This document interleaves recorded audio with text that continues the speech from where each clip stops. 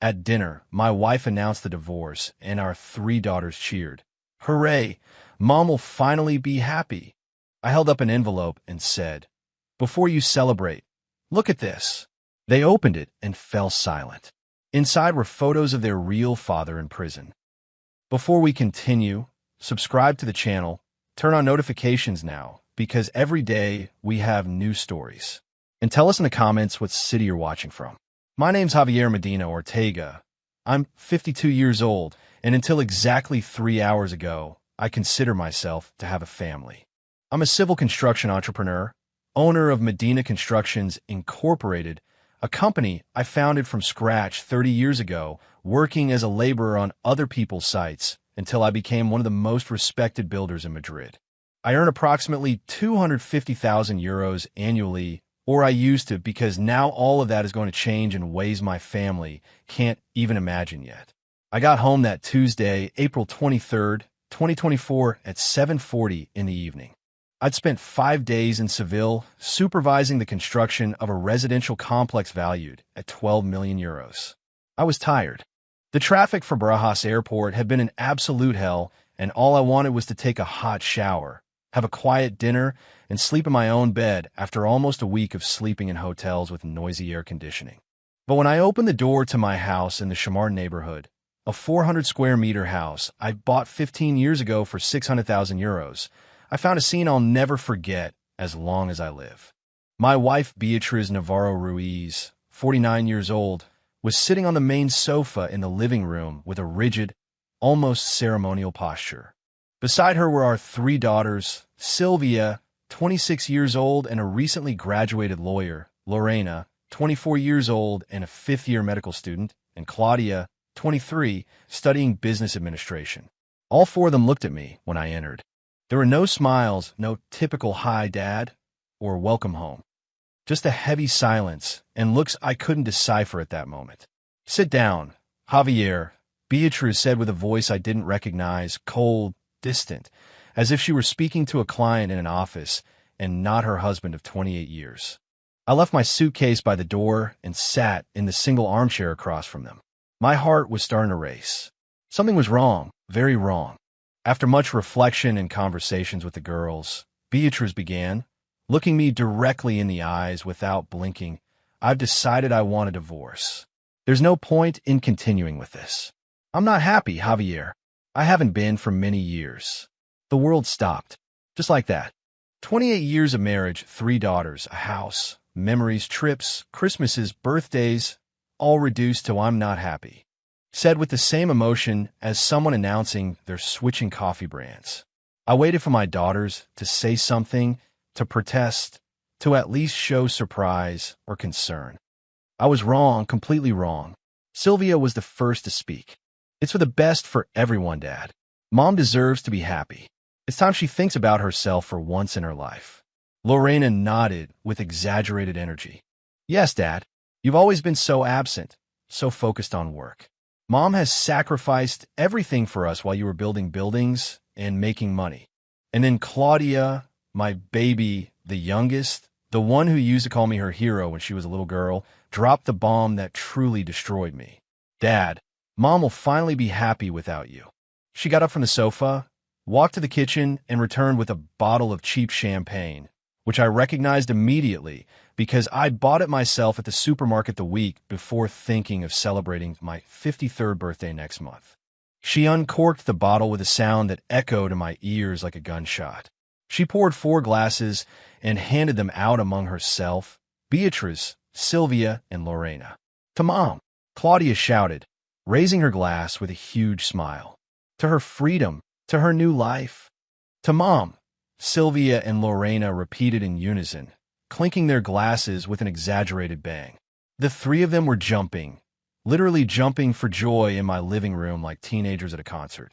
Beatriz didn't jump, but she was smiling a small, satisfied, victorious smile, and I just sat there with my suitcase still by the door, with my dirty clothes after 5 days of intense work, watching my family celebrate my destruction as if it were New Year's.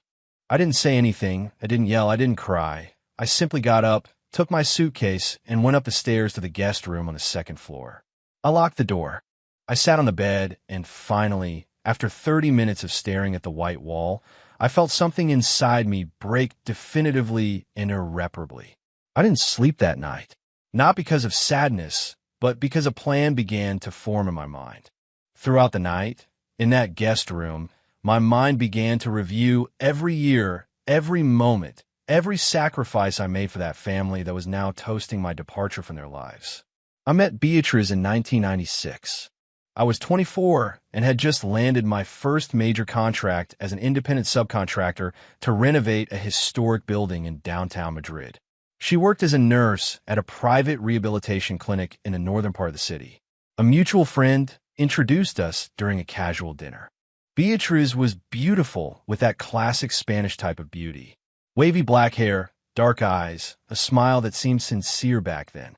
I fell in love like an idiot, or so I thought. We got married 6 months later in a small ceremony.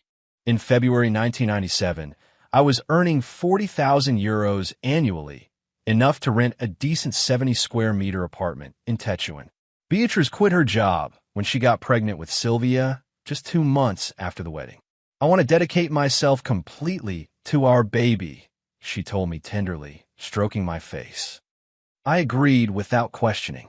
I wanted to be the perfect provider, the perfect husband, the perfect father. Sylvia was born in November 1997. I remember holding her for the first time at the Gregorio Marañón Hospital, weighing 3.2 kilograms and crying with unusual force for a newborn. I thought she was perfect, my daughter, my blood. How stupid I was. Lorena arrived 23 months later, in October 1999, and Claudia was born in March 2002, 3 pregnancies in 5 years. Beatrice insisted on having a large family. Children need siblings so they don't grow up alone, she repeated constantly. I worked like an animal to keep that dream going, and boy did I work. I started my day at 6 in the morning every day, including Saturdays, supervising sites, negotiating with suppliers, reviewing budgets, fighting with demanding clients, solving municipal permit problems. I'd return home after 9 at night, sometimes even later. I'd eat whatever Beatrice had left in the microwave, see my daughters already asleep in their rooms, and fall exhausted in a bed to repeat the cycle the next day. On weekends, I'd visit additional sites or handle emergencies. It's temporary, Beatrice would tell me when I expressed guilt for not spending time with the girls. You're building our future, Javier. They'll understand when they grow up. I take care of everything here at home, and she took care of it. Boy, did she take care of molding 3 girls who learned from a young age that dad was the man who signed checks, but was never at school functions, birthdays, or important family dinners. I remember a specific day in June 2007. Sylvia was 10 and was in a school play where she played a princess. She had rehearsed for weeks. She begged me to attend. Dad, please, all the other dads will be there. Please come. I promised her I'd go. I blocked that afternoon in my calendar with red ink. But the owner of a large construction company called me that same morning offering an urgent meeting to discuss an €8 million contract. 8 million. I couldn't refuse. I called Beatrice from the car. Tell Sylvia I'm so sorry. I'll do a private play for us at home this weekend. I'll buy costumes and everything. Don't worry, honey, Beatrice replied with a sympathetic voice that I now recognize as perfect manipulation. I'll be there. You focus on that contract. It's our future. I got the contract. I earned those 8 million. But when I got home that night with expensive flowers and chocolates for Sylvia, she barely looked at me. Mom said your work is more important than me. It's okay, Dad. I know. My heart broke. I tried to explain, to hug her, but she had emotionally withdrawn. Beatrice hugged me that night, telling me, it's not your fault, love. It's hard for the girls to understand that everything you do is for them. For them. It was always for them, or so I thought. I bought the house in Chamartin in 2009 for 600,000 euros with money I earned raising buildings with my own hands, negotiating to the last euro on every contract. Beatrice chose every piece of furniture, every curtain, every lamp. I spent another 200,000 euros on decoration. The girls deserve to grow up in a beautiful home, Beatrice would say. I paid for private schools that cost 15,000 euros annually per girl, €45,000 every year just on education. Trips to London, Paris, Rome during summer vacations, piano, ballet, tennis, English, French lessons, designer clothes. The latest cell phones since they turned 13. When Sylvia went to university to study law, I bought her a 100 square meter apartment in Malesana for €320,000. So she doesn't waste time on public transport. I justified to my partners who thought I was crazy. I did the same for Lorena when she started medical school. A 90-meter apartment in Argels for €290,000, and Claudia received her own 80-meter space in Lavapes for €240,000 when she started university. €850,000 in properties for 3 daughters who were now celebrating my departure from their lives. But what really destroyed me that night in the guest room wasn't the money. It was remembering every time I tried to connect with them and was met with rejection. Every time I invited them to dinner, and they said they were busy with friends. Every time I asked about their studies, and they answered with bored monosyllables. Every time Beatriz interceded saying, "Leave them alone, Javier. They're young. They need their space." Years later, I'd understand that Beatriz had been building that wall between my daughters and me from the beginning. Every subtle comment, every time she told them Dad was too busy for them, every time she minimized my efforts and amplified hers. That night, lying in that bed that smelled of disinfectant and abandonment, I realized something terrifying. I didn't really know those 3 women I called daughters. I didn't know their favorite movies, their deep fears, their real dreams. I only knew how much they cost. And then came the most devastating memory of all. 3 years ago, during a Christmas dinner in 2021, Lorena had casually said while carving the turkey, "Dad, you and I look nothing alike physically. I got everything from Mom." Sylvia and Claudia laughed. "It's true, the 3 of us are Mom's clones. Dad didn't leave a single visible gene." Beatrice smiled and stroked my hand across the table. "The girls got the beauty from my family, but they have your intelligence and determination, love." At the time, I took it as a compliment, as a loving consolation. Now, in that dark room, those words resonated with a completely different meaning. I looked at the clock. It was 4:37 in the morning on April 24th. Downstairs in the living room, my family slept peacefully after celebrating my destruction. I picked up my cell phone and Googled paternity test Madrid urgent discreet. It was time to find out the truth. But before I tell you what I discovered, I need to go back 2 months in time, because the truth is that Google search at 4 in the morning wasn't my first suspicion. It was the confirmation of something that had been buried in my subconscious since February 14th, 2024, Valentine's Day. How ironic. That day, I arrived early at the office, around 7:30 in the morning. My secretary, Carmen, hadn't arrived yet. I turned on the lights, made coffee in the machine I kept in my private office, and sat down to check emails that had accumulated over the weekend. There were 27 unread messages, most of them spam or automatic notifications from suppliers. Then the main doorbell rang. Strange, because normally the building doesn't get visitors before 8:30. I went downstairs thinking it might be a confused worker or an urgent delivery. There was no one there, just a plain white envelope leaning against the glass door. No return address, no recipient's name, just a standard-sized white envelope that someone had deliberately left there. I picked it up feeling a strange knot in my stomach, the kind of instinctive feeling that warns you when something dangerous is about to enter your life. I went up to my office, locked the door, and opened the envelope with a metal letter opener my partners had given me years ago.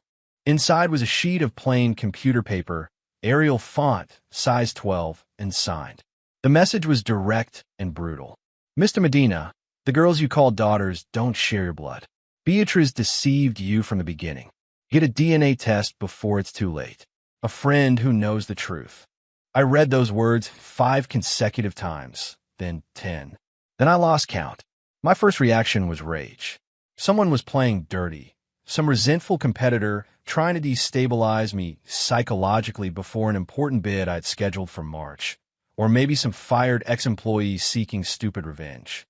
Madrid is full of miserable people who enjoy sowing discord. I tore the letter into small pieces and threw it in the trash. Problem solved.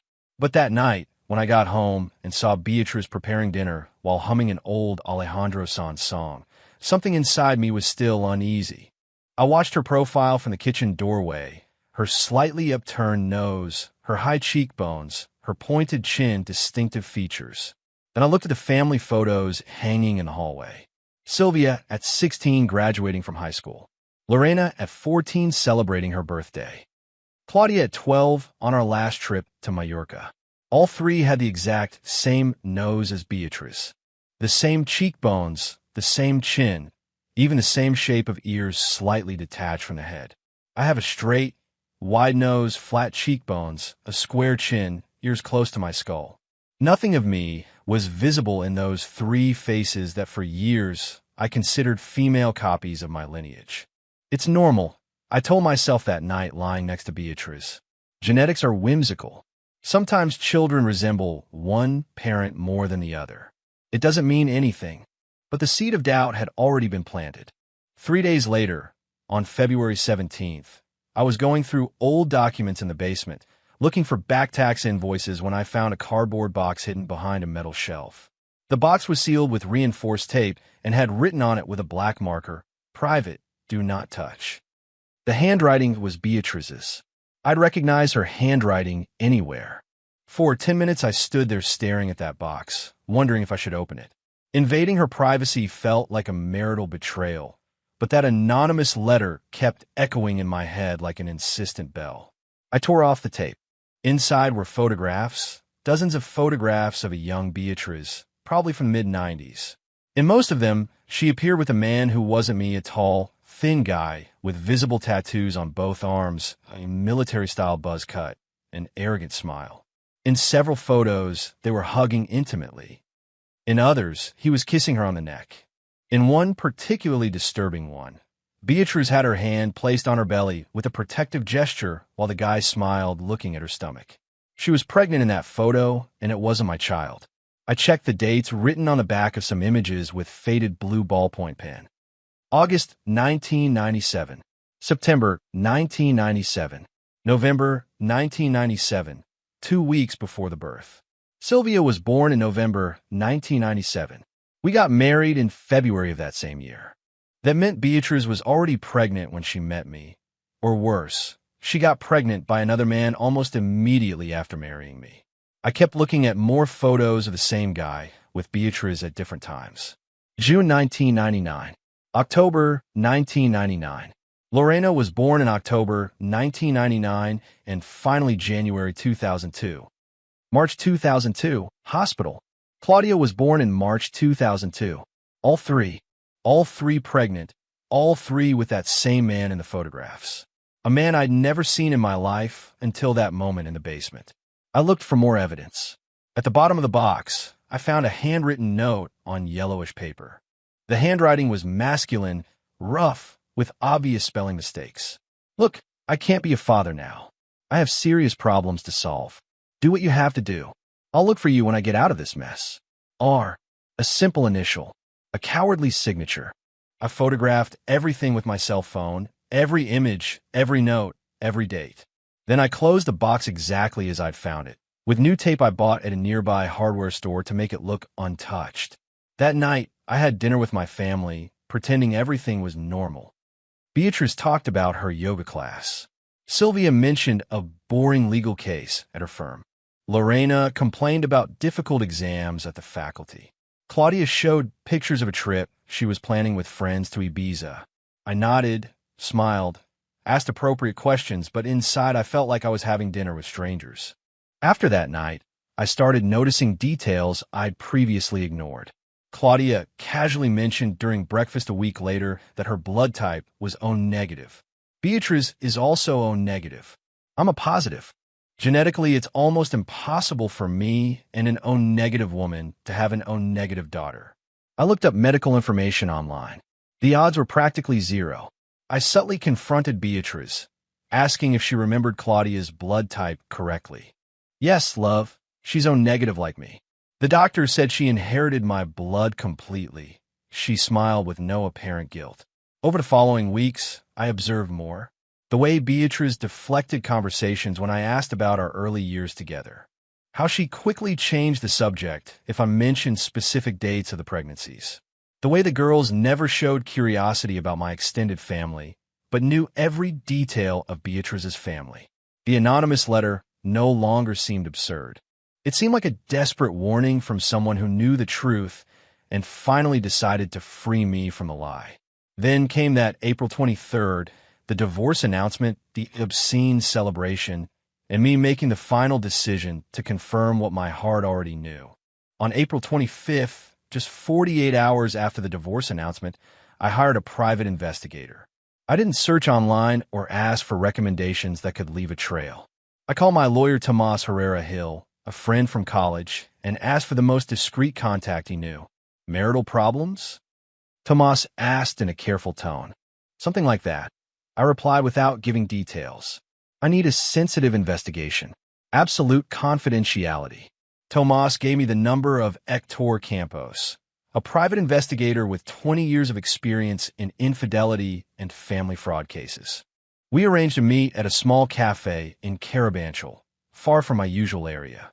Hector was 58 years old, with a robust build, gray hair cut very short, and a penetrating gaze that seemed capable of detecting lies from 3 meters away. We sat at a secluded table in the back. I ordered black coffee, he black tea without sugar. I told him everything. The anonymous letter from February 14th, the photographs from the basement, the blood type inconsistencies, the divorce announcement, and the grotesque celebration by my own daughters. Hector listened without interrupting, taking brief notes in a small brown leather notebook. I need DNA proof, I concluded, from all 3 girls compared to me, and I need to know who the man in the photographs is. Hector closed his notebook and looked me directly in the eyes. Mr. Medina, understand that what we discover may change your life completely. Are you prepared for that possibility? It already has, I replied. I just want to confirm the truth. He explained the process to me. For the DNA tests, I needed biological samples from the 3 girls without them knowing. Hair with the root, saliva on personal items, or toothbrushes would work. I also needed a sample for myself, obviously. The analysis would take between 10 and 15 business days, depending on the lab.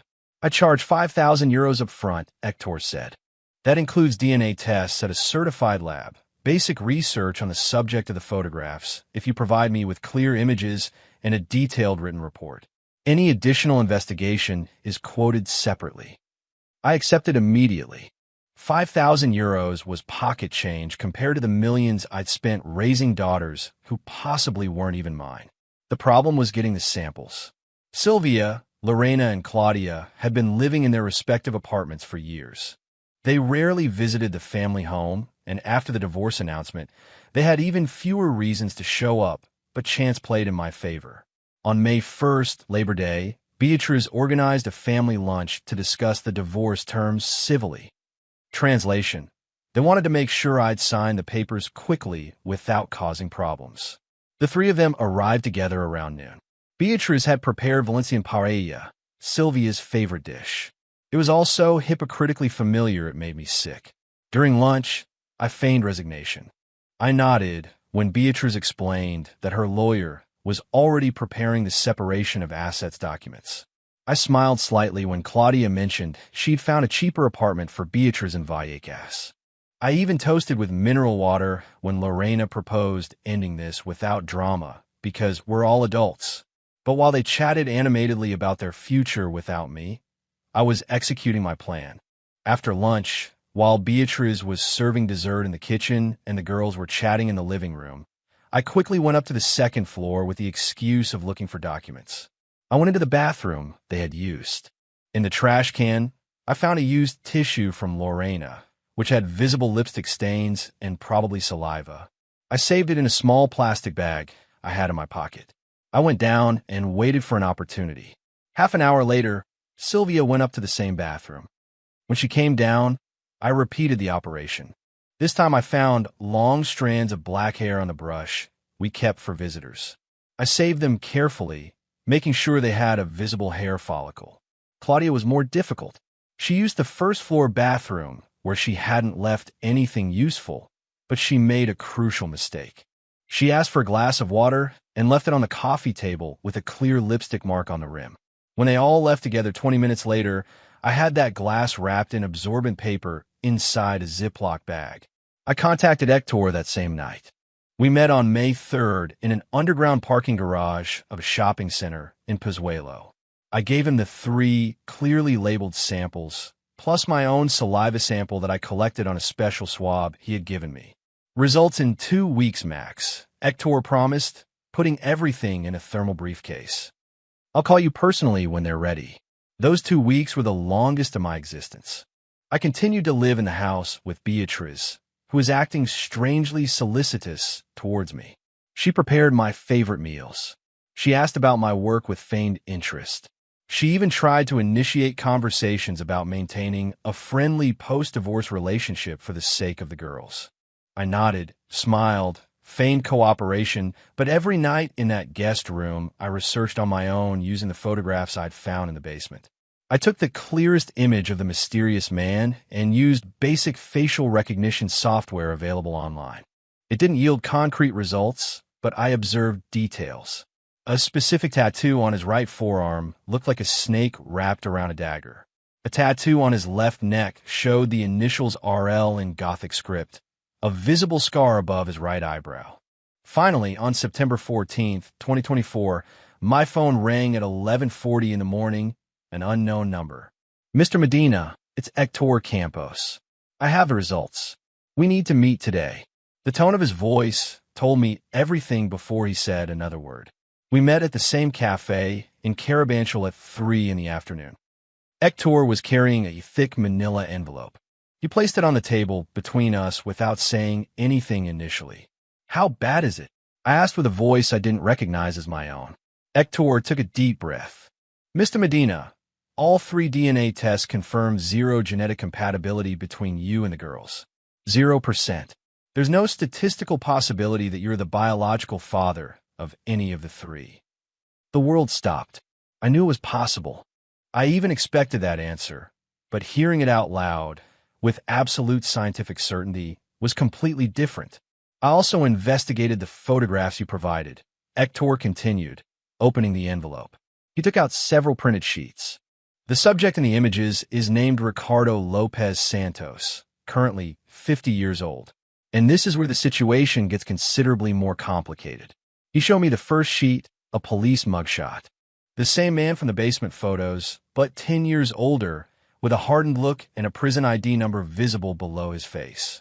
Ricardo Lopez Santos is serving a 40-year sentence in Soto del Real prison for aggravated murder. Hector explained in a professional tone. He was convicted in July 2003 for beating and stabbing to death a drug trafficking rival in Barcelona. The crime occurred during a dispute over an €80,000 debt related to cocaine. I felt my stomach contract violently. I hadn't just raised daughters who weren't mine. I'd raised the daughters of a convicted murderer. Hector continued to pull documents from the envelope as if revealing progressive layers of a nightmare. Yellowed newspaper clippings, court transcripts, prison reports. Each paper was another stab to what was left of my sanity. The crime occurred on June 19th, 2003, in an abandoned warehouse in the Sants neighborhood of Barcelona. Hector read from one of the reports. Ricardo Lopez met with the victim, a certain Ernesto Campos Duran, to collect a debt related to a drug shipment that Campos had supposedly lost. According to witnesses who testified at the trial, the argument escalated quickly. Lopez pulled out a 20-centimeter switchblade and attacked Campos repeatedly.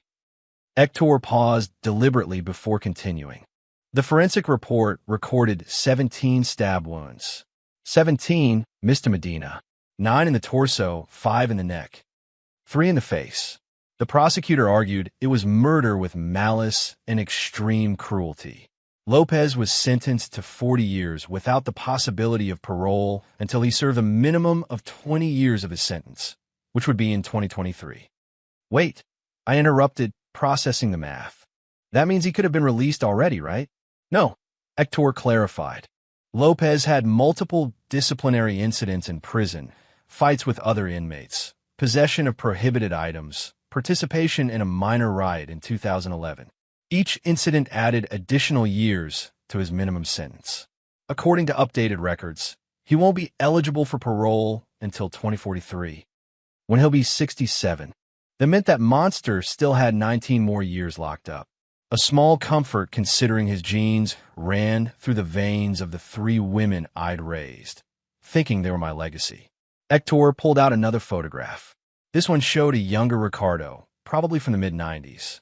He was wearing a white uniform of a psychiatric or rehabilitation patient. "This is where he connects with your wife," Hector explained, pointing to the image.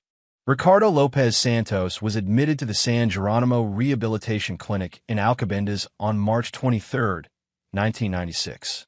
Treatment for cocaine and heroin addiction. He remained an inpatient for 4 months until July of that year. Beatriz Navarro Ruiz worked there as a night shift nurse. Of course, they met there. Beatriz had never told me specific details about her work at that clinic. She always said it was too depressing to talk about when I asked. Now I understood why.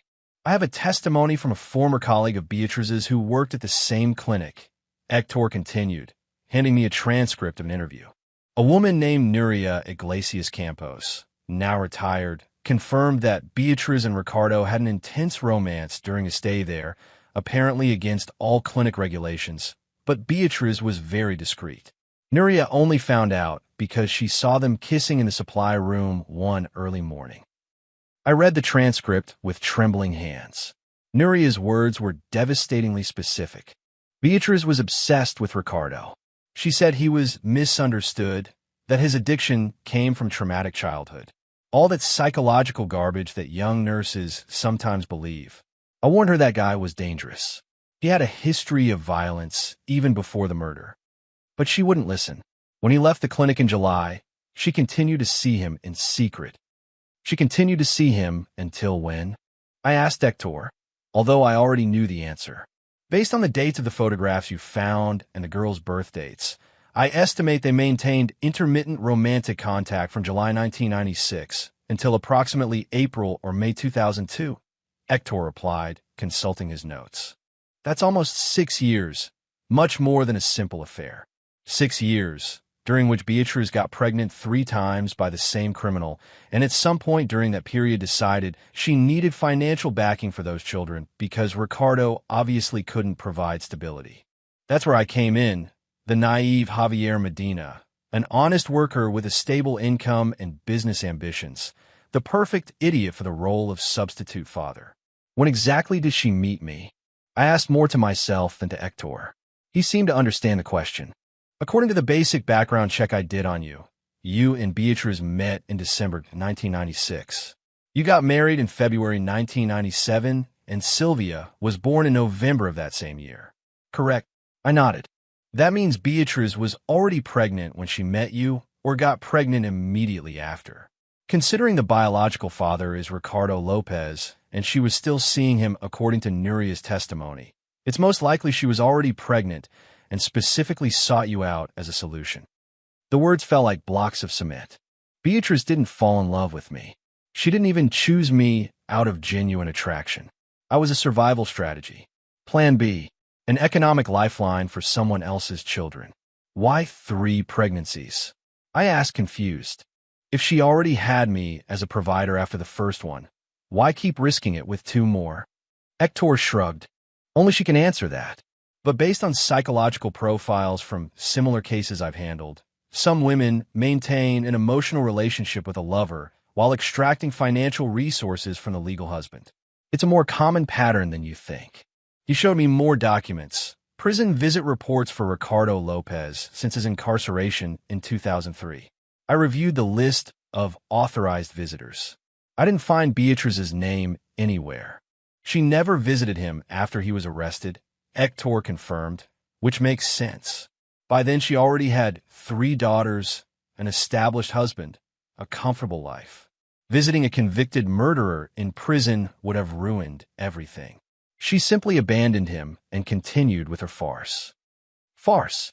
28 years of sham marriage. 3 daughters who shared the genes of a violent murderer and a manipulative mother, but no trace of my DNA. Is there anything else? I asked, although I wasn't sure I wanted to know. Hector pulled out the last document, an old medical certificate from the San Geronimo Clinic, dated August 1996. I found this in files that technically should have been destroyed by now, but the old clinic never fully digitized its records before closing in 2005, he explained. It's a pregnancy test request made by Beatriz Navarro for herself. Date: August 28, 1996. Result: positive.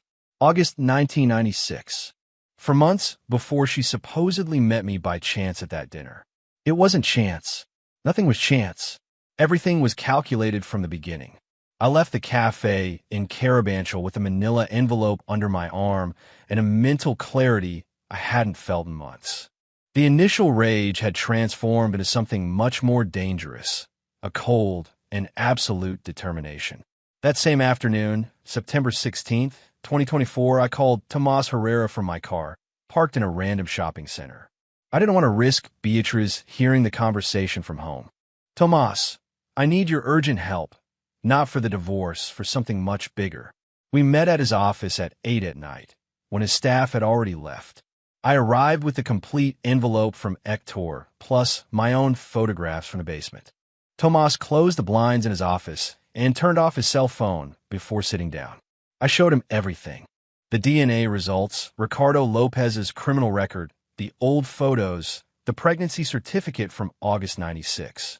Tomas read each document in absolute silence. His normally jovial face progressively hardened. Son of a bitch, he finally muttered. 28 years, Javier. 28 years living this lie.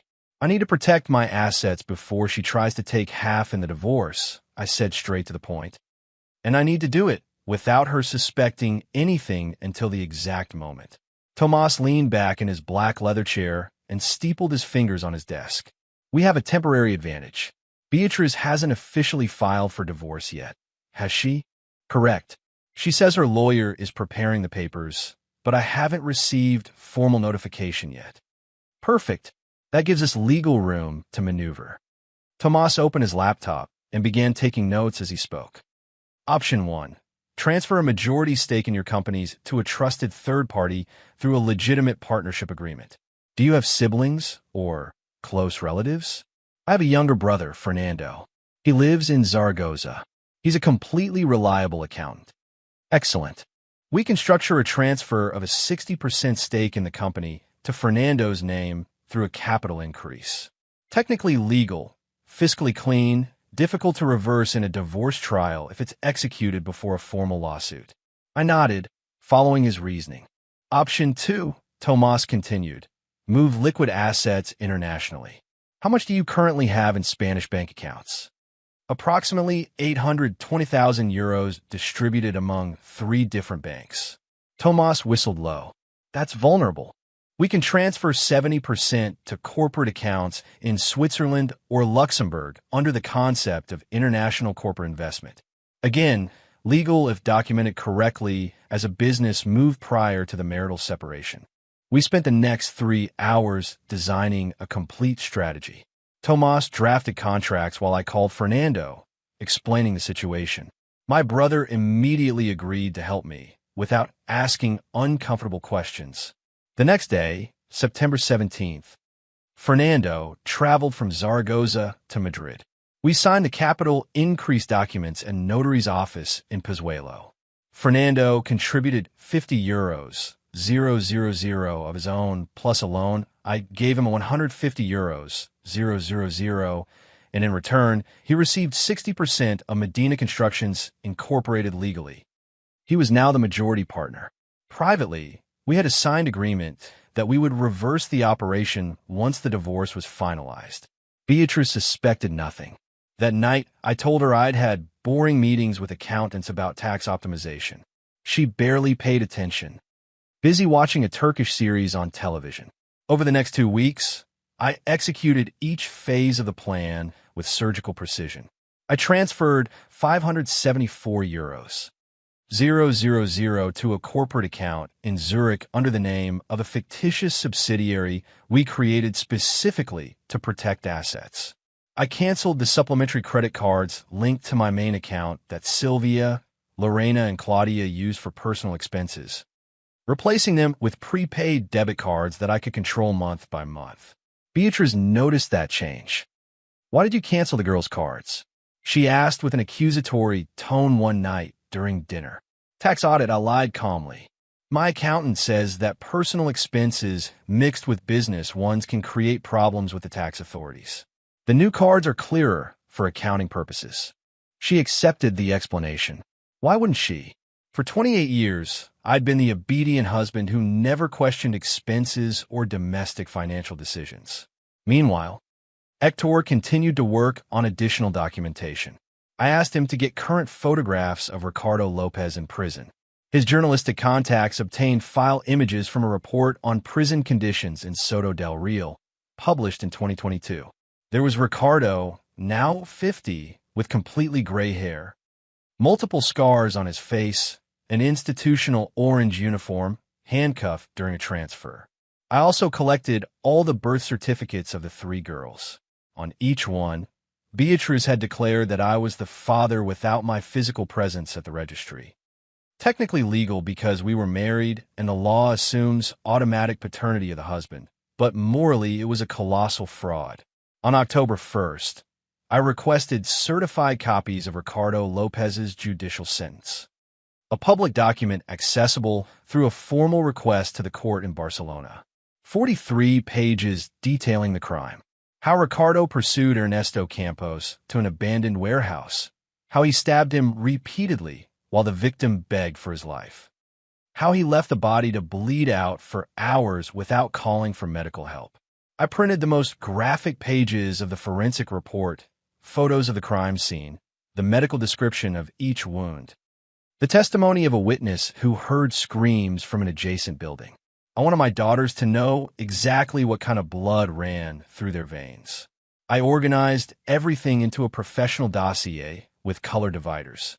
Blue section, DNA results from 3 independent labs. Red section, Ricardo Lopez Santos's complete criminal record. Yellow section, old photographs of the romance between Beatriz and Ricardo. Green section, Beatrice's pregnancy certificate from August 96, proving she was already pregnant when she met me. I kept it all in a safe in my private office, waiting for the perfect moment. Beatriz, meanwhile, was acting increasingly confident. She spoke openly about her post-divorce plans, a small but modern apartment in Vallecas, a trip to Thailand with a friend from the gym, maybe resuming updated nursing studies. She assumed I'd hand over half of everything without resistance because I'd always been a passive and complacent man. The girls relaxed too. Sylvia sent me a message in October asking for a €12,000 advance to buy a new car. Lorena requested €15,000 for a specialized cardiology course in London. Claudia wanted €8,000 to renovate her apartment's furniture. I replied to all of them that I'd consider it after finalizing the divorce paperwork. None of them insisted too much. They trusted that Dad would always give in the end. A fatal miscalculation. On October 20th, Beatrice finally received the draft divorce agreement from her lawyer. She reviewed it sitting on the living room sofa, smiling with satisfaction as she turned the pages. "My lawyer says I'm entitled to 50% of the house's value, plus spousal support of €1,500 a month for 10 years, she announced triumphantly. "It's fair considering I dedicated my life to taking care of the girls while you built your career." I nodded without expression. "Seems reasonable." She seemed surprised by my docility. "I really thought you'd protest." "What for?" I replied, shrugging. "If you've already decided, there's no point in fighting. I just want us to end this civilly." Beatrice smiled broadly. She probably thought she'd won without a fight. She had no idea what was coming. I scheduled the dinner for Saturday, November 9th, 2024. Beatrice thought it would be a routine family meeting to sign the preliminary divorce document her lawyer had prepared. I had completely different plans.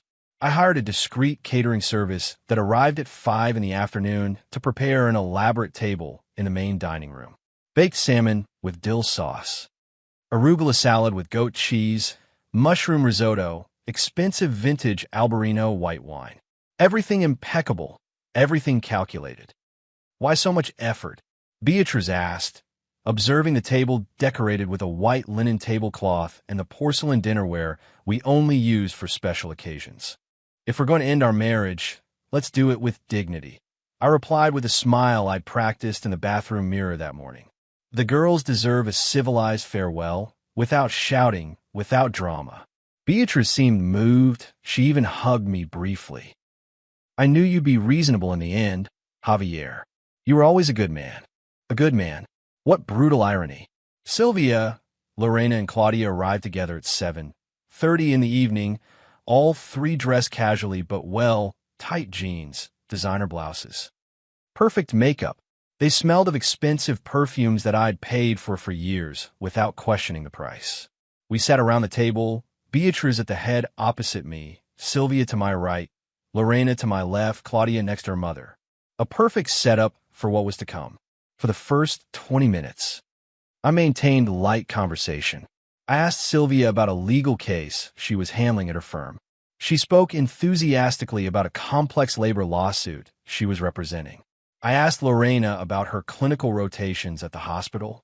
She responded with funny anecdotes about difficult patients. Claudia told me about a university digital marketing project. I acted like an interested father. I nodded at the appropriate moments. I asked follow-up questions. I smiled when they laughed. Beatrice was looking at me with an almost nostalgic expression. I wish you'd been this present when they were little, she commented in a melancholy tone. You're right, I admitted without fighting. I worked too much. I missed a lot of important moments. All four seemed surprised by my honesty. When we finished the main course, Beatrice took a blue folder out of her Louis Vuitton bag, which I'd given her for her 45th birthday. Well, let's get to the serious part of the night, she announced, placing the folder on the table. Here are the documents my lawyer prepared. Basically, it splits the house 50-50 after paying the outstanding mortgage. I'll receive spousal support of €1,500 a month for 10 years. The movable assets are divided equally according to the attached inventory. She opened the folder and pushed several papers towards me. We just need your signature on these marked pages. My lawyer says we can have everything finalized before a notary next week if you cooperate. I looked at the papers without touching them. And will the girls receive anything? Beatrice smiled maternally. Well, we assume you'll maintain your support for them, as you always have. It's not in the formal documents because technically they're independent adults, but obviously we expect you to continue helping them financially. Obviously, I repeated in a neutral tone. Sylvia intervened with a voice that was meant to be sweet, but sounded condescending. Dad, you've always been generous with us. There's no reason for that to change just because you and Mom are separating. We're still family. Family. I echoed the word back slowly. Of course, family. Lorena raised her wine glass. I propose a toast to endings that are actually new beginnings. To Mom, who will finally be happy. To Dad, who can find whatever he's looking for. And to us, who will always be here. The four of them raised their glasses. I raised mine with mineral water because I decided to keep my mind completely clear for this moment. To Mom, Claudia said with a radiant smile. To her freedom and her new life away from a gray and boring man. Sylvia laughed. Claudia, don't be cruel. Cruel? It's true.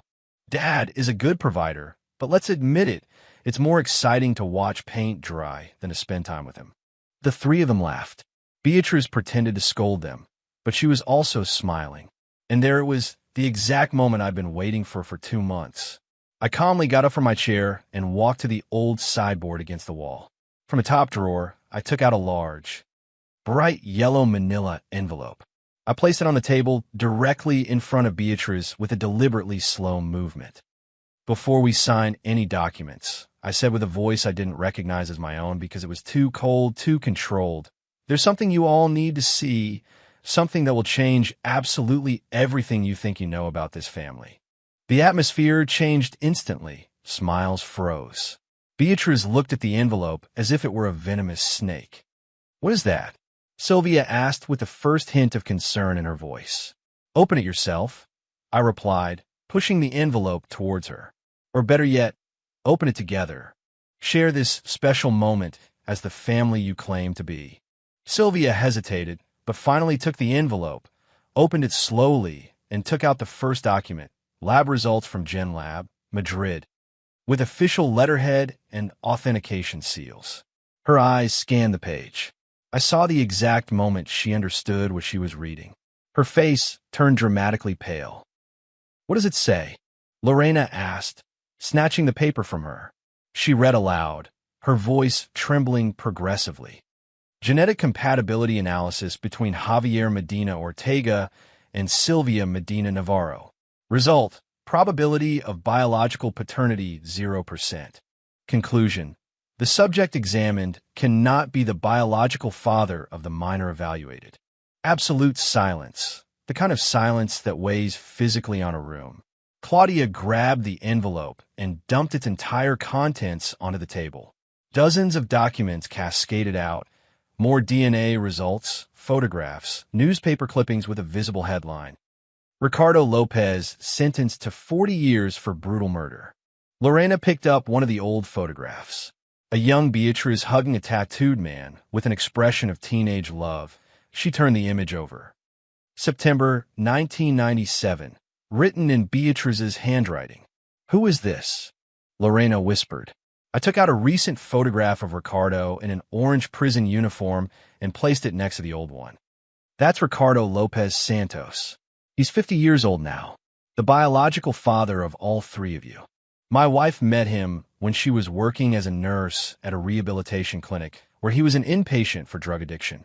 They had a romance that lasted about 6 years. During that time, Beatriz got pregnant with you three." Claudia shook her head violently. "No, this is a lie. It's revenge for the divorce. The DNA results are from 3 different labs." It continued relentlessly. Gen Lab Madrid, Biodis Barcelona, and DNA Certified International. They all confirm the same thing. 0 genetic compatibility between me and any of you. Sylvia grabbed a court document, began to read the description of the crime. Her hand was shaking so much she could barely hold the paper. 17 stab wounds. Extreme cruelty. Victim begged for his life. She dropped the document and ran to the bathroom. We heard violent retching seconds later. Lorena was staring at the photograph of Ricardo. "This man, this murderer, is our father?" "Biologically, yes," I confirmed. "He's serving a sentence in Soto del Real prison. He won't be eligible for parole until 2043. By then, he'll be 67. You'll be 49, 47, and 46, respectively." Beatriz finally spoke. Her voice was barely a strangled murmur. "Javier, let me explain." "Explain what exactly?" I interrupted with a coldness I never knew I possessed. "Explain how you used me for 28 years. Explain how you raised the daughters of a convicted murderer, making me believe they were mine. Explain how you were already pregnant when you met me in December of 96. I threw the pregnancy certificate from August 96 onto the table. This document proves you already knew you were pregnant. For months before our first date. It was all calculated. It was all a lie. And these 3, I pointed to my daughters, celebrated 2 weeks ago that you'd finally be free of me." The silence that followed was deafening. Sylvia returned from the bathroom with a face as pale as paper, tears streaming down her cheeks, ruining her carefully applied makeup. She clung to the back of her chair without daring to sit down, as if contact with the furniture could contaminate her with the newly discovered truth. "This can't be real," she murmured repeatedly. "This can't be real." Lorena was still holding the photograph of Ricardo Lopez in his prison uniform. Her fingers left sweat marks on the glossy paper. "Mom," she said with a voice that sounded childish, desperate, "tell me this is manipulation. Tell me Dad forged these documents because he's furious about the divorce." Beatriz opened her mouth, but no sound came out. Her lips moved uselessly, searching for words that could undo what had just been revealed. Finally, she managed to articulate, "Javier, the circumstances were complicated. You don't understand." "I don't understand?" My voice rose in volume for the first time all night. "Explain it to me then. Explain to your daughters how their mother got pregnant 3 times by a violent drug addict and then looked for a naive man with money to raise them as if they were his own. Go ahead, enlighten us. Claudia stood up abruptly, knocking over a chair. You hate us. You made all this up because you heard us celebrating the divorce. This is sick revenge. I walked to the sideboard and took out my cell phone. I tapped the screen several times until I found the audio file Hector had prepared. I connected the phone to the living room's Bluetooth speaker. This is a recording of a conversation between my private investigator and Nuria Iglesias Campos, your mother's former co-worker at the San Geronimo Clinic, I announced, pressing play. The voice of an older woman filled the dining room. Yes, I remember Beatriz Navarro perfectly. We worked together on the night shift for 2 years. She was obsessed with a patient named Ricardo Lopez. We all knew they had something going on, even though it was against the clinic's rules. I saw them kissing in the supply room one early morning in July of '96. When he left rehab that same month, she continued to see him outside. She confessed to me she was in love. I warned her that guy was dangerous. He had a history of violence.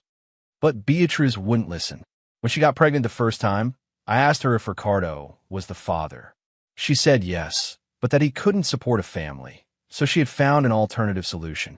Those were her exact words. An alternative solution. Then I saw her pregnant 2 more times in the following years. Each time, it was obvious she was still with Ricardo because she would disappear for days at a time and come back with that glow in her eyes that only appears when you see someone you love. We lost touch when the clinic closed in 2005. But I always wondered what had happened to her and that dangerous man. I stopped the recording. The silence was crushing. Beatriz had collapsed into her chair, her head in her hands, sobbing silently. Her shoulders shook with each ragged breath. Lorena dropped the photograph as if it burned her fingers.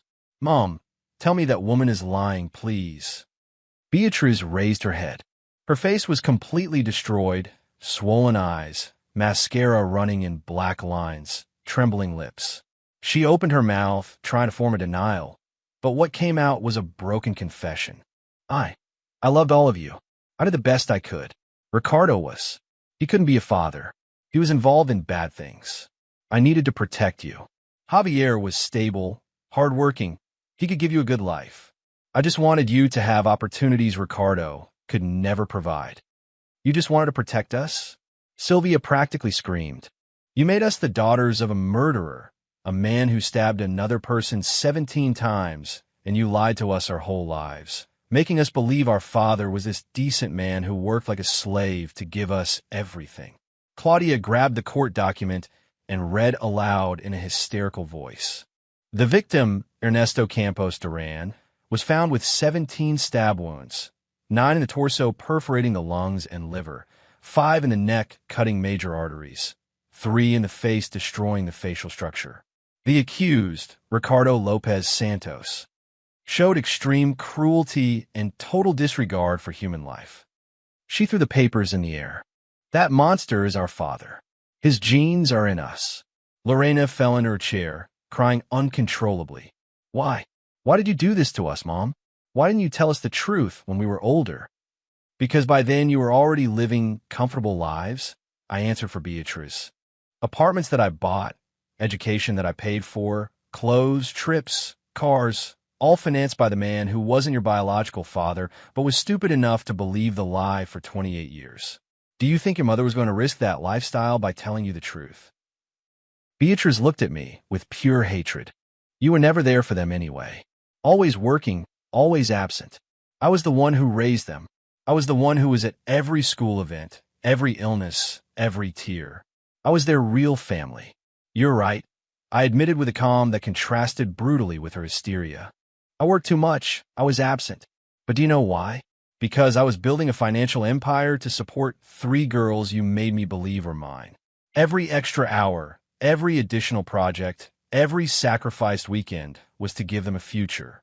And while I was killing myself working, you were poisoning their minds against me. Every subtle comment about the absent dad, every time you downplayed my efforts, it was all calculated manipulation. I took more documents from the envelope, bank statements showing exactly how much I'd spent on each daughter during their lives. Sylvia, €390,000, including her apartment, university, car, monthly expenses. Lorena, €412,000, including her apartment, private medical school, study trips. Claudia, €346,000, including her apartment, university, credit cards. Total, €1,148,000 invested in daughters who are not biologically mine. I threw the statements on the table like revealed poker cards.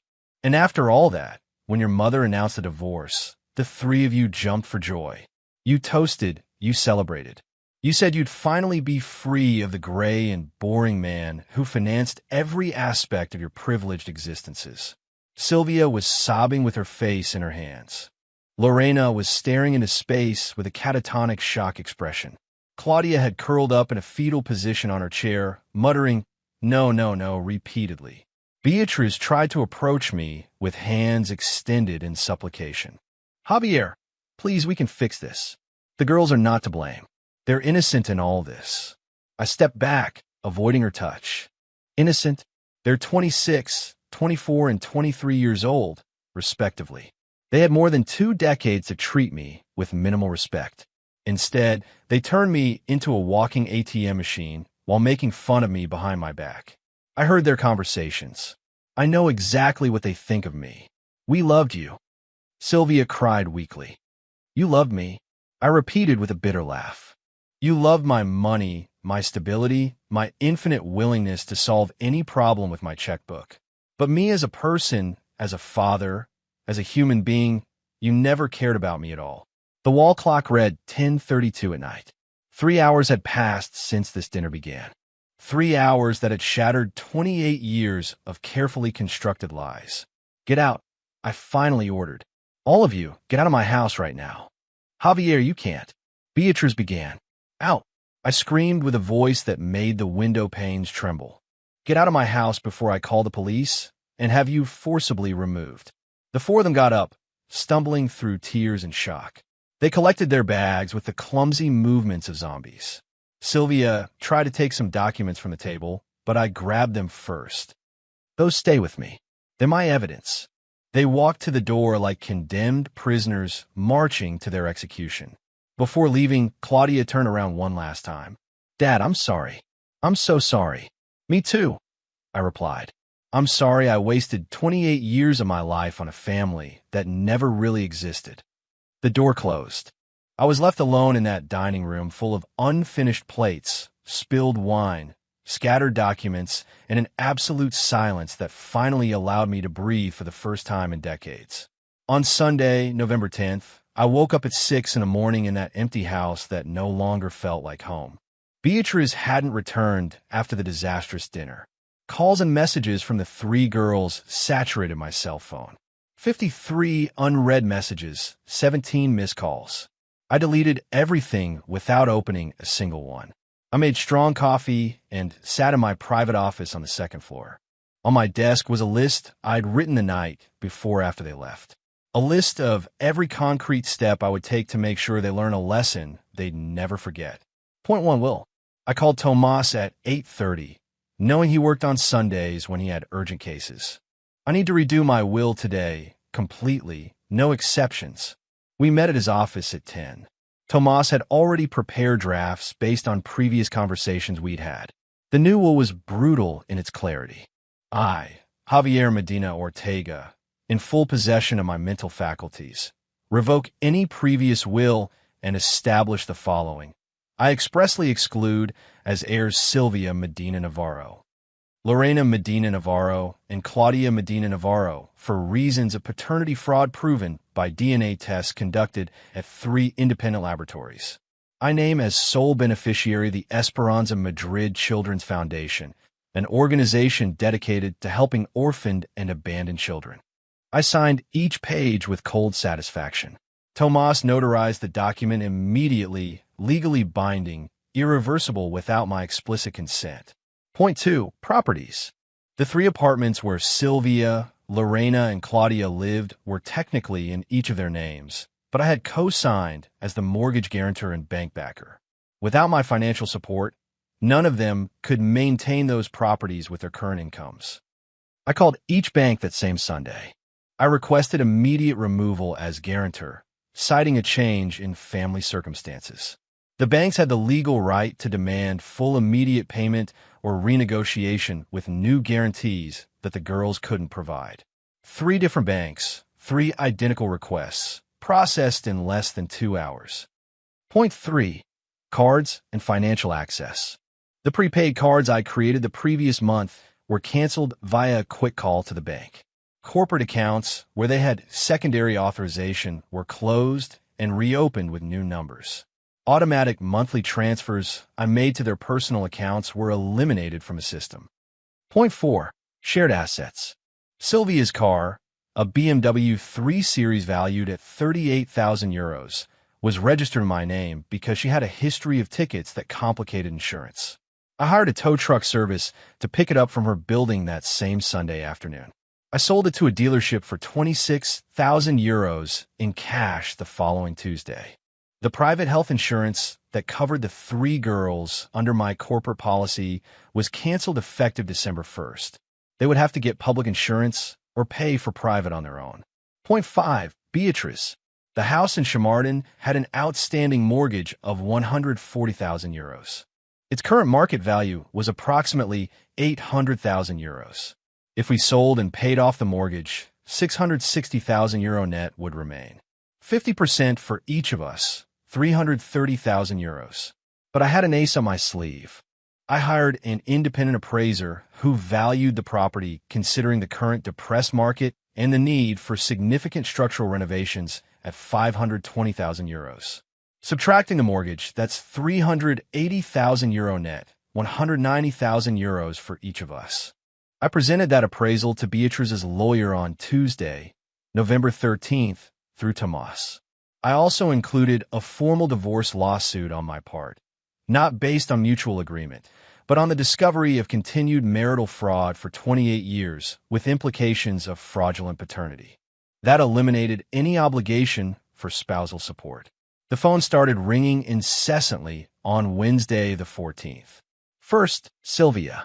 Dad, the bank says I have 30 days to find a new guarantor or I have to sell the apartment. I can't get that in a month. My salary doesn't qualify for a mortgage without additional backing. Please reconsider. I hung up without answering. Lorena called 20 minutes later. Dad, I can't afford medical school without your help. The next semester costs €18,000. My savings only cover €3,000. How am I supposed to finish my degree? I hung up. Claudia sent a text message. Dad, I know we made a terrible mistake celebrating the divorce. We were insensitive and cruel. But are you going to destroy our lives for one moment of stupidity? Does that make you better than us? I blocked her number. Beatrice showed up at my office on Thursday, November 15th. My secretary, Carmen, tried to stop her, but she forced her way in like a desperate hurricane. She burst into my private office with swollen eyes and wrinkled clothes that suggested she hadn't slept in days. Javier, you have to stop this. The girls are desperate. Sylvia had a panic attack and was hospitalized yesterday. Lorena is taking sleeping pills. Claudia hasn't eaten in 3 days. You're destroying them. I leaned back in my executive leather chair without showing any emotion. I'm not destroying them. I simply stopped financing their lives. If that destroys them, they were never strong enough to begin with. They're your daughters, Beatrice yelled. No, I corrected with absolute coldness. They're the daughters of Ricardo Lopez Santos, currently imprisoned in Soto del Real for brutal murder. Tell your daughters to look for their real father. Maybe he can help them from his cell. Beatrice literally fell to her knees, her hands clasped in a gesture of desperate supplication. I'm begging you, Javier, not for me, for them. They're not to blame for my mistakes. They were born into this situation. They didn't choose it. They also didn't choose to treat me with respect for 26, 24, and 23 years, respectively. I replied. Each one had more than 2 decades to value what I did for them. Each one consciously chose to treat me like an ATM. Those were their choices. Now they live with the consequences. And me? Beatrice asked in a broken voice. What about me? I opened a folder on my desk. Your lawyer will receive a final divorce proposal tomorrow. 190 euros, 000, plus responsibility for half of the outstanding debts we accumulated during the marriage. That includes 22 euros, 000 in credit card debt you accumulated plus your portion of the mortgage. Your final net share, approximately 172 euros. 000, spousal support, because my lawyer will successfully argue marital fraud as a justified cause for a fault-based divorce. I can't live on that, she whispered. I'm 49. I haven't worked in 25 years. Who will hire me now? I stood up, indicating that the meeting was over. You worked as a nurse before. You can do it again. Hospitals always need staff. Sure, you'll earn 1,500 euros a month instead of living off the millions I generated during our fake marriage. But at least it will be honest money, not stolen through deceit. Beatrice stood up unsteadily. Her legs barely supported her.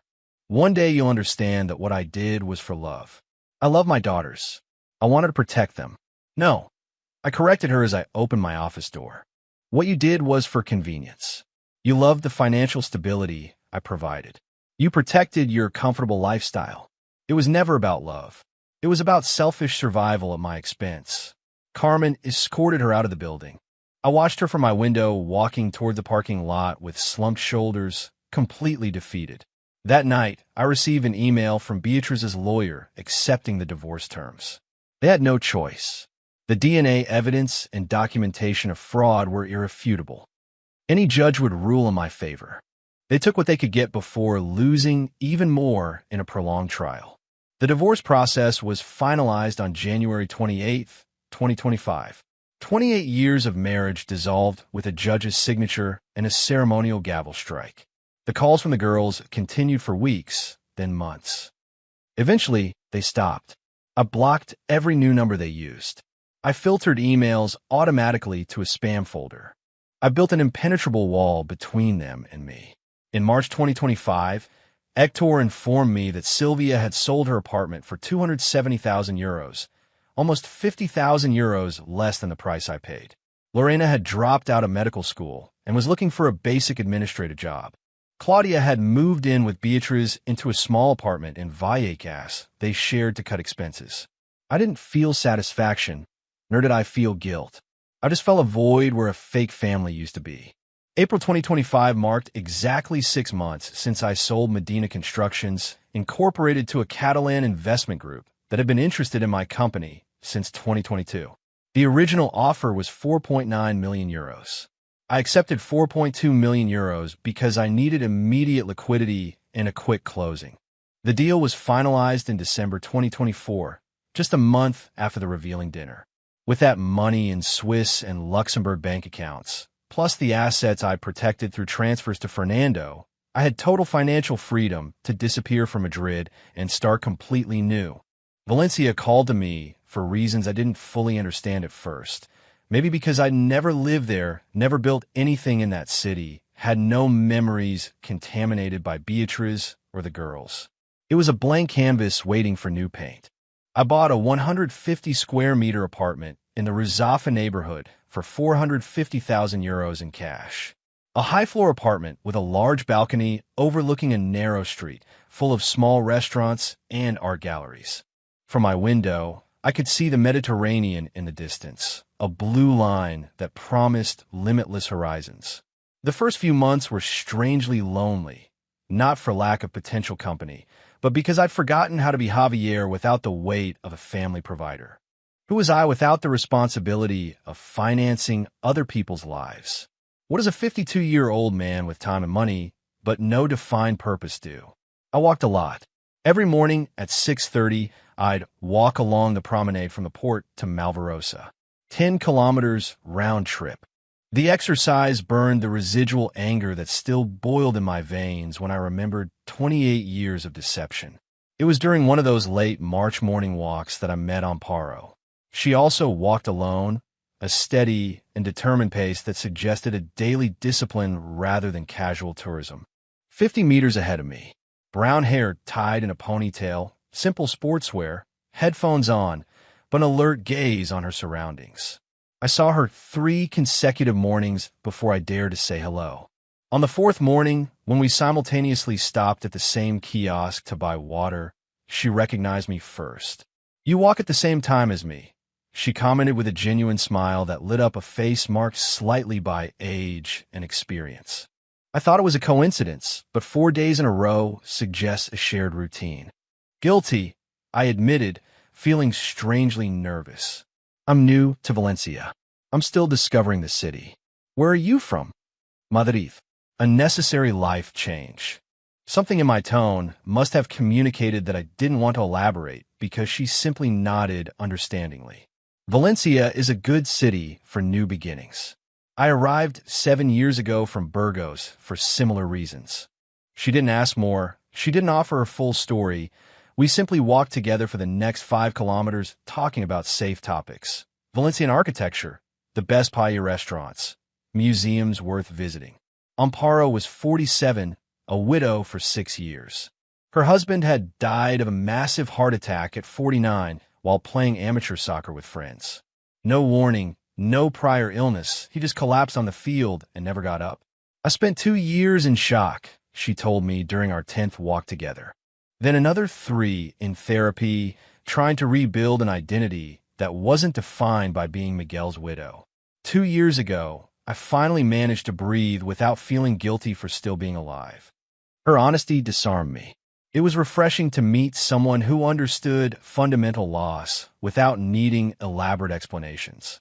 Meanwhile, in Madrid, the consequences of my decisions continued to unfold according to reports Hector sent me monthly.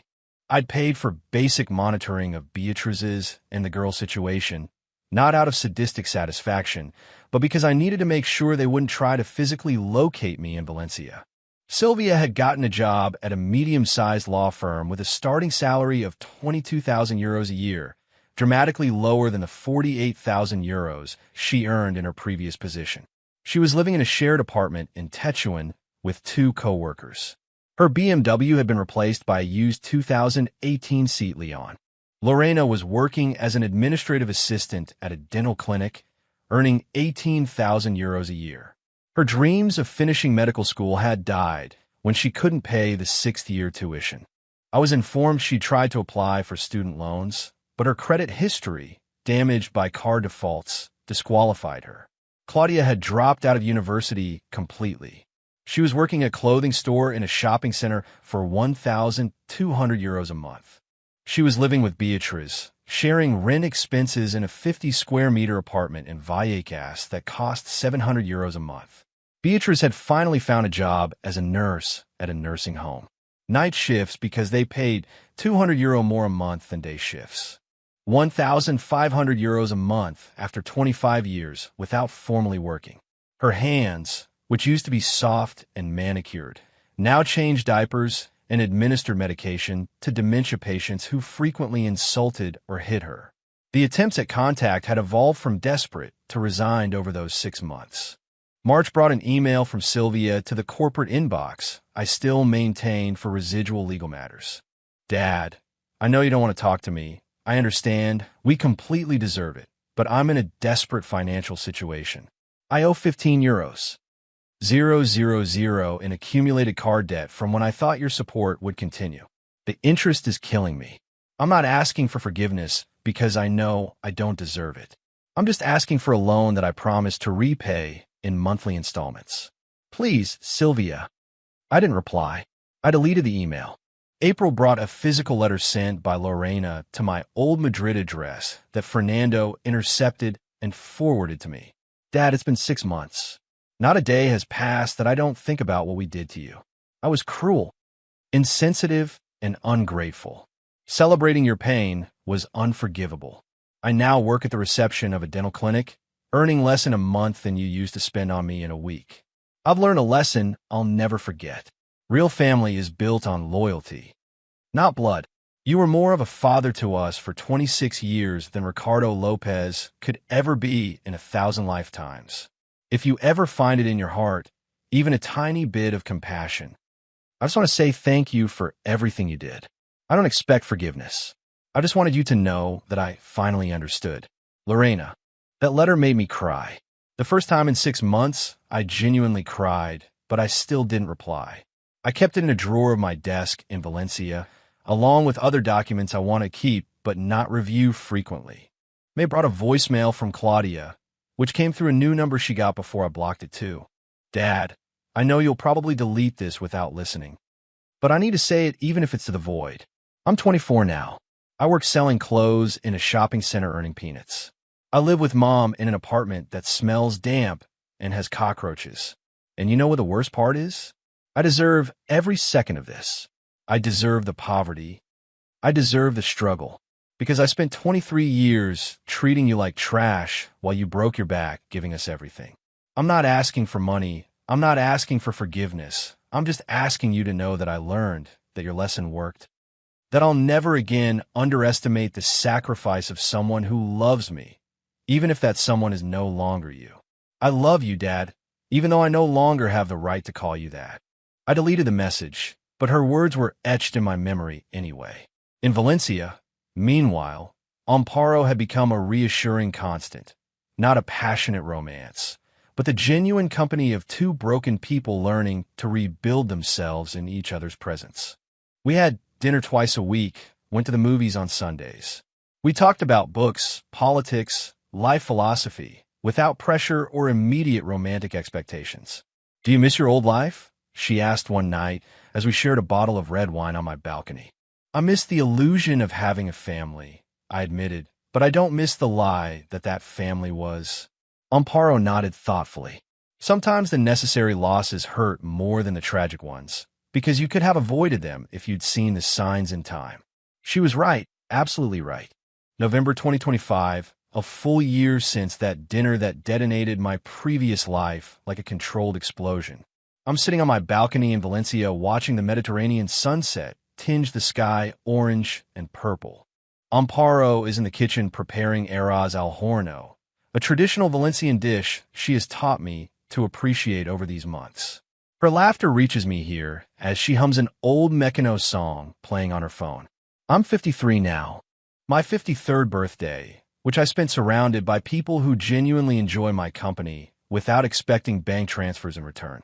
Amparo organized a small dinner with her close friends who have gradually become my friends too. Enrique, the bookseller, Rosa, the retired teacher, Mateo, the freelance photographer. Normal people with normal lives who value interesting conversations more than bulging bank accounts. On my study desk, I have a folder I review occasionally when I need to remember why I made the decisions I made. It contains the last communications from Beatriz and the girls, all unanswered by me. September brought a notarial letter from Beatriz's lawyer informing me that she had signed documents officially recognizing Ricardo Lopez Santos as the biological father of the three girls.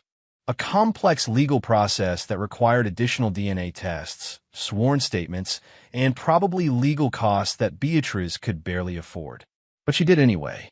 The letter included a handwritten note from Beatriz. Javier, I should have done this 28 years ago. It doesn't erase my guilt, but at least it corrects the official record. The girls now legally carry the last name Lopez instead of Medina. You're no longer responsible for them under any law. This is the only decent thing I can do after everything.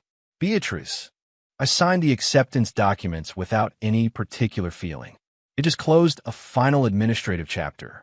October brought the last communication from Sylvia. A short email. Dad, I won't bother you again after this. I just wanted you to know I got a promotion to associate at the firm. I earn $32,000 a year now. Still struggling with debt, but surviving. Lorena is studying nursing at night while working during the day. Claudia got a better job in an administrative office. The three of us are existing, learning, growing in ways we never would have grown with your safety net underneath.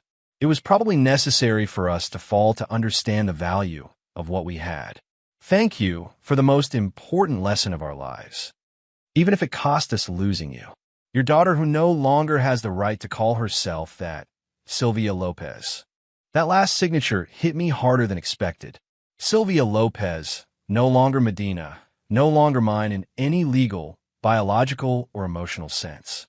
I felt tempted to reply, yes, briefly, But then I remembered that April night in 2024 when they jumped for joy, celebrating that they would finally be free of the gray and boring man who financed them for decades. I remembered every moment of accumulated humiliation, every subtle contempt, every time I was treated like a walking ATM and the temptation died. Because here's the fundamental truth I learned during this year of reconstruction. Forgiveness isn't mandatory. Reconciliation isn't necessary to heal. Sometimes real justice requires permanent consequences that hurt, but educate in ways no other lesson can. Are they different now? Probably. Have they learned their lesson? It seems so. Does that mean I should allow them back into my life?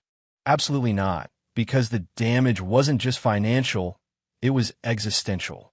For 28 years, I lived a lie built by a woman who used me as an economic survival tool. I raised daughters who shared the genes of a convicted murderer while I killed myself working, believing I was building a family legacy. I sacrificed my youth, my health, my personal opportunities for a family that was never real. That time doesn't come back. Those lost years are not recovered with late apologies or lessons learned the hard way. Amparo comes onto the balcony with 2 glasses of wine. She sits next to me, following my gaze to the sea horizon. She doesn't ask what I'm thinking. She knows me well enough by now to know when I need companionable silence instead of conversation. After several minutes, she speaks softly. You know what I admire most about you, Javier? It wasn't the revenge. It was the decision to rebuild yourself without letting the past define you. Many men in your situation would have remained trapped in perpetual bitterness. You chose freedom. She's right. I won much more than simple revenge against a fraudulent family. I gained an understanding of my own self-worth independent of the role others expected me to play. I gained the ability to live authentically without masks or imposed obligations. I didn't lose a family. I lost the illusion of a family. I lost a comfortable lie that kept a golden cage around my existence. Am I happy now? Happiness is a complicated word. I'm at peace. I'm free. I'm living a life I consciously chose instead of a life that was imposed on me through deceit. The mornings walking with Amparo, the afternoons reading in small cafes, the nights cooking together while we discuss philosophy and politics. This is real. This is mine. This doesn't come with a hidden price tag or subterranean manipulation. The sun finally sinks completely below the sea horizon, leaving the sky a deep indigo color. The first stars begin to appear. Venus shines especially bright tonight over the dark water. Do you ever have regrets? Amparo asks finally. About what specifically? About cutting them off completely? About not leaving a door open for a possible eventual reconciliation? I consider the question honestly. No, because reconciliation would imply that what we had before was worth preserving. It wasn't. It was a business transaction disguised as family love. They learned a valuable lesson about consequences. I learned an even more valuable lesson about self-worth. Both parties grew, just in opposite and permanent directions. Amparo nods. She doesn't judge. She simply accepts. Tomorrow I'll continue my life here in Valencia. I'm considering a small investment in a local tech startup, not for the money, but to stay mentally active. Amparo and I are also planning a trip to Greece for December. 2 mature people exploring the world without haste or expectations beyond enjoying the present moment. Beatrice will continue changing diapers at a nursing home until she can retire with a minimum pension. Sylvia, Lorena, and Claudia will continue to struggle financially, learning the hard way the value of work and gratitude. Ricardo Lopez will continue to serve his sentence until 2043, when he will be an old man, physically and mentally destroyed by decades of prison. And I will continue to live, really live for the first time in decades. Life owes me nothing. The betrayals of the past don't define my future. Blood doesn't determine family. Loyalty does. I take Amparo's hand as the stars multiply above us. She squeezes gently in response. We don't need words to communicate what this simple gesture means. 2 survivors of devastating losses building something new on the ruins of what was. And that's enough, more than enough. It's all I need. If you like this story, give the video a like, subscribe to the channel, and share your impressions in the comments. To hear the next story, click on the box on the left. Thanks for watching.